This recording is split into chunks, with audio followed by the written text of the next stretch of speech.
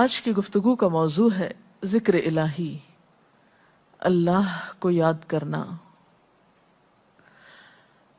اللہ تعالیٰ کو یاد کرنا خوبصورت ترین کاموں میں سے ایک کام ہے، بہترین عبادات میں سے ایک عبادت ہے۔ قرآن پاک میں اللہ تعالیٰ اس کے بارے میں فرماتے ہیں وَلَذِكْرُ اللَّهِ اکبر، اور اللہ کا ذکر بہت بڑا کام ہے، بہت اچھا کام ہے۔ حقیقت یہ ہے کہ انسان جس چیز سے محبت کرتا ہے اس کو ضرور یاد کرتا ہے، اس کا ذکر کرتا ہے، دل ہی دل میں بھی اور زبان سے بھی، کیونکہ جس چیز کی محبت انسان کے دل میں ہوتی ہے وہ چیز زبان پر آ کر رہتی ہے۔ یہ ہو نہیں سکتا کہ ہم اللہ تعالیٰ سے محبت کرتے ہوں، دل میں اس کو یاد کرتے ہوں، پھر زبان سے اس کا ذکر کرنا بھول جائیں۔ ذکر الہی تو بندہ مومن کی زندگی میں غیر محسوس طریقے سے شامل ہو جاتا ہے۔ اس کی اس طرح عادت ہو جاتی ہے کہ انسان اٹھتے بیٹھتے چلتے پھرتے تنہائی میں سب کے بیچ میں بیٹھ کر اپنے رب کو یاد کرتا رہتا ہے، دل ہی دل میں یا زیر لب۔ وہ اپنے رب کو کسی حال میں بھی نہیں بھولتا، اور بھولے بھی کیوں؟ اس لیے کہ اس کی ذات پر رب کے احسانات ہر ایک سے بڑھ کر ہیں، اس کی نگاہیں ہر طرف رب کے کمالات دیکھتی ہیں، وہ ہر طرف رب کی نعمتوں کو دیکھ کر سرشار ہوتا رہتا ہے۔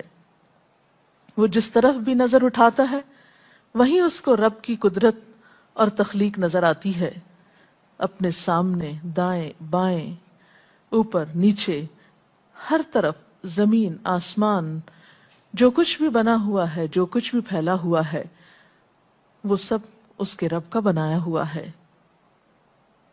پھر وہ اس رب کو کیسے بھلا سکتا ہے؟ قرآن پاک میں اہل ایمان کو ذکر کرنے کی تلقین کی گئی ہے۔ اللہ سبحانہ وتعالیٰ فرماتے ہیں فَاذْكُرُونِي أَذْكُرْكُمْ، تم مجھے یاد کرو، تم میرا ذکر کرو، میں تمہیں یاد کروں گا۔ ایک اور جگہ پر فرمایا وَاذْكُرْ رَبَّكَ فِي نَفْسِكَ تَضَرُّعًا وَخِيفَةً وَدُونَ الْجَهْرِ مِنَ الْقَوْلِ بِالْغُدُوِّ وَالْآصَالِ وَلَا تَكُن مِّنَ الْغَافِلِينَ، اور اپنے پروردگار کو دل ہی دل میں عاجزی اور خوف کے ساتھ اور آہستہ آواز سے صبح و شام یاد کرتے رہو، اور دیکھنا غافل نہ ہونا، یعنی رب کی یاد سے کبھی بھی غفلت اختیار نہ کرنا۔ ایک اور جگہ پر فرمایا وَاذْكُرُوا اللَّهَ كَثِيرًا لَعَلَّكُمْ تُفْلِحُونَ، اور اللہ کا ذکر کرو کثرت کے ساتھ، بہت زیادہ۔ کیوں؟ لعلکم تفلحون، تاکہ تم فلاح پاؤ، کامیاب ہو جاؤ۔ اس سے پتہ چلتا ہے کہ اللہ تعالیٰ کو یاد کرنا کامیابی کی علامت ہے، اللہ کے ذکر میں کامیابی کی ضمانت ہے۔ مومن مردوں اور عورتوں کی صفت قرآن پاک میں یہی بیان کی گئی ہے کہ وہ بہت زیادہ اللہ کا ذکر کرنے والے ہوتے ہیں۔ سورۃ الاحزاب میں آتا ہے وَالذَّاكِرِينَ اللَّهَ كَثِيرًا وَالذَّاكِرَاتِ، اور اللہ کا ذکر کرنے والے مرد اور اللہ کا ذکر کرنے والی عورتیں جو کثرت سے اللہ کا ذکر کرتی ہیں۔ کثیراً اعد اللہ لہم مغفرۃ واجرا عظیما، اللہ نے ان کے لیے بخشش اور بہت بڑے اجر کا وعدہ کر رکھا ہے۔ اور پھر یہ کہ ذکر کرنے کے لیے کوئی خاص وقت مقرر نہیں، انسان ہر حال میں ذکر کر سکتا ہے، ہر وقت میں ذکر کر سکتا ہے۔ نبی صلی اللہ علیہ وسلم کے بارے میں آتا ہے کان یذکر اللہ فی کل احیانہ، آپ ہر وقت میں، یعنی ہر قسم کے وقت میں، یعنی دن میں یا رات میں، صبح میں یا شام میں اللہ کا ذکر کیا کرتے تھے۔ حدیث پاک میں آتا ہے، حضرت ابو موسیٰ اشعری سے روایت ہے مثل الذی یذکر ربہ والذی لا یذکرہ مثل الحی والمیت، رواہ البخاری۔ آپ صلی اللہ علیہ وسلم نے فرمایا اس شخص کی مثال جو اپنے رب کا ذکر کرتا ہے زندہ انسان کی طرح ہے، اور اس کی مثال جو اپنے رب کا ذکر نہیں کرتا مردہ شخص کی طرح ہے۔ گویا ذکر کرنے والا اور نہ کرنے والا، ان دونوں کے درمیان اتنا ہی فرق ہے جتنا ایک زندہ اور مردہ انسان میں فرق ہوتا ہے. اور یہ فرق کتنا بڑا ہے. یعنی انسان تو وہی ہوتا ہے، لیکن زندہ انسان میں اور مردہ انسان میں زندگی اور موت کا فرق ہے. بالکل اسی طرح جو شخص اپنے رب کو یاد کرتا ہے، اس کا ذکر کرتا ہے، اس کے اندر ایک زندگی ہے، اس کے اندر ایک خاص خوشی ہوتی ہے، اطمینان ہوتا ہے. اور وہ جو نہیں کرتا، اس کا دل مردہ ہوتا ہے، اس کے اندر زندگی کی کوئی امنگ نہیں ہوتی. ایک اور حدیث میں آتا ہے، نبی صلی اللہ علیہ وسلم نے فرمایا، اللہ تعالیٰ فرماتا ہے، میں اپنے بندے کے خیال کے مطابق ہوتا ہوں یا خیال کے ساتھ ہوتا ہوں. جو خیال وہ میرے بارے میں رکھتا ہے میں اسی کے مطابق اس کے ساتھ معاملہ کرتا ہوں، اور میں اس کے ساتھ ہوتا ہوں جب وہ مجھے یاد کرتا ہے. گویا ذکر کرنے والے اللہ کی مدد کے مستحق ہوتے ہیں. یعنی اللہ ایسے بندوں کے ساتھ ہوتا ہے جو ذکر کرتے رہتے ہیں. اگر وہ مجھ کو اپنے دل میں یاد کرتا ہے تو میں بھی اس کو اپنے دل میں یاد کرتا ہوں، اور اگر وہ مجھے کسی جماعت میں بیٹھ کے یعنی کسی گروپ میں یعنی پبلک میں بیٹھ کے یاد کرتا ہے تو میں اس کو اس سے بہتر جماعت میں یاد کرتا ہوں، یعنی فرشتوں کی جماعت میں یاد کرتا ہوں. تو گویا فَاذْكُرُونِي أَذْكُرْكُمْ، تم مجھے یاد رکھو میں تمہیں یاد رکھوں گا. تو جو شخص بھی یہ چاہتا ہو کہ اللہ تعالیٰ اس کو یاد رکھے، اس کی مشکل میں اس کی مدد کرے، تو اس کے لیے کیا ضروری ہے کہ پھر وہ ذکر کرتا رہے. اور ذکر تمام عبادات کو خوبصورت بناتا ہے. مثلا روزہ رکھنا ایک عبادت ہے، لیکن جس روزے میں ذکر الہی ہو اس کا اجر و ثواب کئی گنا بڑھ جائے گا. حج ایک عبادت ہے بذات خود، حج کا سفر ایک عبادت ہے، لیکن اس سفر میں انسان اگر ذکر الہی کرتا رہے تو اسی حج کا ثواب کئی گنا بڑھ جائے گا. اور نماز تو سراسر ہے ہی اللہ کی یاد کا نام. اقم الصلاۃ لذکری، نماز قائم کرو میری یاد کے لیے. اللہ کے ذکر کا بہترین طریقہ ہے. ایک اور موقع پر آپ صلی اللہ علیہ وسلم سے جب یہ پوچھا گیا کہ سب سے اچھی نماز کس کی، سب سے اچھا روزہ کس کا، سب سے اچھا حج کس کا، سب سے اچھا مجاہد کون، تو آپ صلی اللہ علیہ وسلم نے ہر بار یہی جواب دیا کہ جو اپنے ان کاموں میں ذکر الہی کثرت کے ساتھ کرے. اور ذکر کرنے والے ہر میدان میں آگے نکل جاتے ہیں. حدیث پاک میں آتا ہے نبی صلی اللہ علیہ وسلم نے فرمایا، مفردون سبقت لے گئے. لوگوں نے پوچھا کہ یہ مفردون کون ہیں؟ فرمایا وہ مرد جو کثرت کے ساتھ اللہ کا ذکر کرتے ہیں، اور وہ عورتیں جو کثرت کے ساتھ اللہ کو یاد کرتی ہیں. اور یہاں آپ نوٹ کر رہے ہیں خاص طور پر مردوں کے ساتھ ساتھ عورتوں کا ذکر بھی ملتا ہے. حضرت عبداللہ بن بصر فرماتے ہیں کہ ایک شخص نے عرض کیا، یا رسول اللہ صلی اللہ علیہ وسلم، بے شک اسلام کے احکام مجھ پر بہت ہیں، یعنی ذمہ داریاں بہت ہیں، کرنے کے کام بہت ہیں. آپ مجھے کوئی ایسی بات بتائیں جسے میں اپنے لیے لازم کر لوں، یعنی میرے لیے آسان ہو اور میں پابندی سے کر سکوں. تو آپ صلی اللہ علیہ وسلم نے فرمایا، لا یزال لسانک رطبا من ذکر اللہ، کہ ایک چیز پابندی سے پکڑ لو، اور وہ کیا کہ تیری زبان ہمیشہ اللہ کے ذکر سے تر رہے، ہر دم اللہ کو یاد کرتے رہو. اور یہ ایک حقیقت ہے کہ انسان کوئی بھی کام کر رہا ہو، مثلا خواتین کھانا پکا رہی ہیں، گھر صاف کر رہی ہیں، واک کر رہی ہیں، کوئی بھی کام کر رہی ہیں اس طرح کا، تو اس میں ساتھ ساتھ اللہ کی یاد کرتی رہیں. سبحان اللہ، الحمدللہ، اللہ اکبر، استغفر اللہ، لا الہ الا اللہ، ان اذکار کا ورد کرتے رہیں، تو اس میں کام بھی ہوتا رہے گا اور اس کے ساتھ ساتھ اللہ کی یاد بھی ہوتی رہے گی. خصوصی طور پر دو کلمات ایسے ہیں جن کے بارے میں بہترین اجر کی خوشخبری سنائی گئی. آپ صلی اللہ علیہ وسلم نے فرمایا، کلمتان، دو کلمات ایسے ہیں، خفیفتان علی اللسان، جو زبان پہ بہت ہلکے ہیں، یعنی پڑھنے میں کچھ مشکل نہیں، ثقیلتان فی المیزان، میزان میں بہت بھاری ہیں، حبیبتان الی الرحمن، رحمان کو بہت محبوب ہیں. اور وہ کیا ہیں؟ سبحان اللہ و بحمدہ، سبحان اللہ العظیم. چلتے پھرتے، اٹھتے بیٹھتے، کام کاج کرتے، تسبیح پڑھتے رہنا، ذکر کرتے رہنا، انسان کے دل کو جہاں اطمینان بخشتا ہے وہاں اس کے کام کو آسان بھی کر دیتا ہے اور اللہ کی مدد بھی ساتھ ہوتی ہے.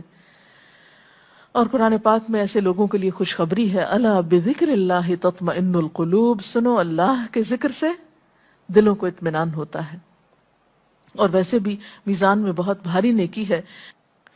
ایک حدیث میں آتا ہے کہ رسول اللہ صلی اللہ علیہ وسلم نے لوگوں سے پوچھا، کیا میں تمہیں نہ بتاؤں کہ تمہارے اعمال میں سب سے اچھا عمل، سب سے پاکیزہ اور تمہارے درجات کو سب سے زیادہ بڑھانے والا، اور جو تمہارے لیے سونے چاندی کے خرچ کرنے سے زیادہ بہتر ہو، اور اس سے بھی بہتر ہو کہ تم اپنے دشمنوں سے ملو، ان کی گردنیں تم مارو اور وہ تمہاری گردنیں مارے، تو کیا ایسا عمل نہ تمہیں بتاؤں؟ صحابہ نے عرض کیا، ضرور یا رسول اللہ صلی اللہ علیہ وسلم، ہمیں ایسا عمل بتائیے. تو آپ نے فرمایا وہ اللہ کا ذکر ہے.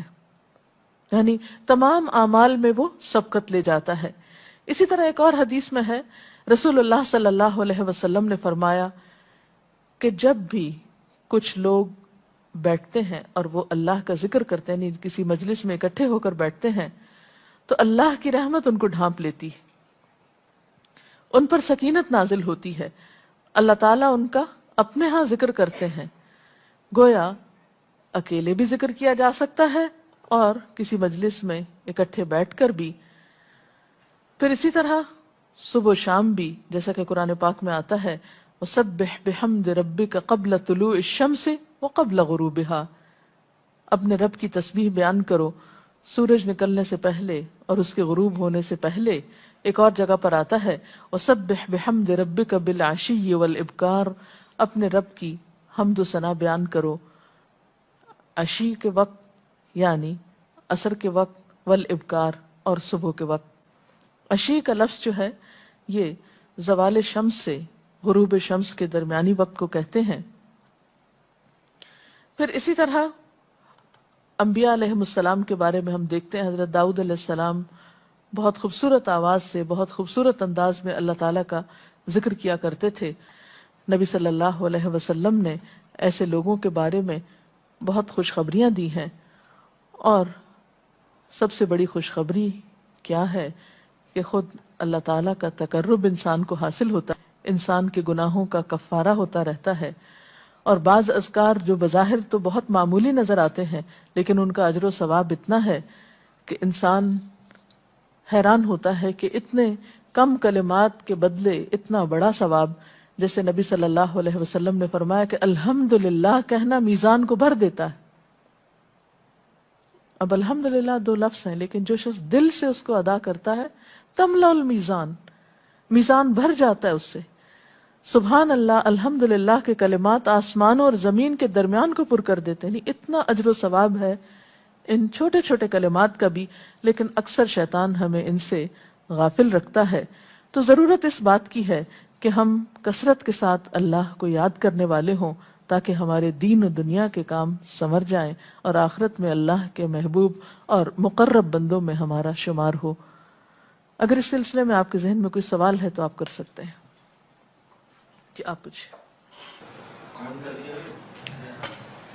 محترم ڈاکٹر صاحبہ، ہمیں آپ بتائیں گے کہ مسنون اذکار کی طرف ہمیں رہنمائی فرمائیے. بہت سی کتابیں ایسے ہیں جس میں نبی صلی اللہ علیہ وسلم سے ہر موقع کی مناسبت سے اذکار مذکور ہیں. مثلا آپ دیکھیے کہ آپ صلی اللہ علیہ وسلم جب نیند سے بیدار ہوتے تھے تو اس وقت اللہ تعالیٰ کے ذکر سے دن کا آغاز کرتے تھے. صبح کے وقت الحمدللہ الذی احیانا بعدما اماتنا والیہ النشور. پھر اسی طرح بستر سے اٹھنے کے بعد انسان اپنے قضاء حاجت کے لیے اگر واش روم میں جاتا ہے تو اس وقت بیت الخلاء میں داخل ہونے کے وقت کا ذکر ہے. پھر بیت الخلاء سے باہر آنے کے وقت نبی صلی اللہ علیہ وسلم جب تہجد کے وقت اٹھتے تھے تو وضو سے پہلے آسمان کی طرف نگاہ اٹھا کر سورۃ آل عمران کی آخری آیات پڑھا کرتے تھے. پھر اسی طرح سحری کے وقت خاص طور پر استغفار کا حکم ہے. پھر انسان وضو کرتا ہے تو وضو سے قبل اور وضو کے آخر میں ذکر بتایا گیا، اور وضو کے آخر کا ذکر سبحانک اللہم و بحمدک اشہد ان لا الہ الا انت استغفرک و اتوب الیک کا اتنا ثواب بتایا گیا کہ ایسے شخص کے لیے جو پابندی کے ساتھ یہ ذکر کرتا ہے اس کے لیے جنت کے 8 دروازے کھل جاتے ہیں۔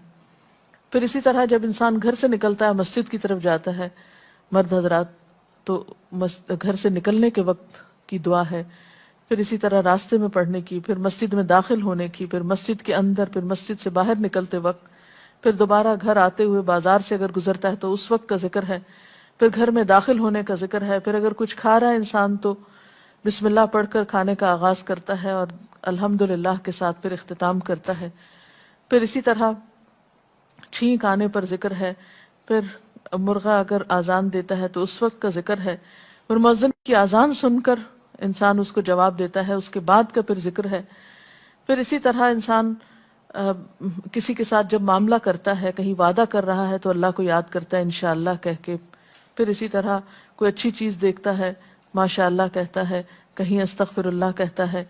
تو بندہ مومن کی زندگی کا کوئی مقام اور کوئی موقع ایسا نہیں جس کے بارے میں نبی صلی اللہ علیہ وسلم نے کوئی نہ کوئی خوبصورت انداز کا ذکر نہ سکھایا ہو۔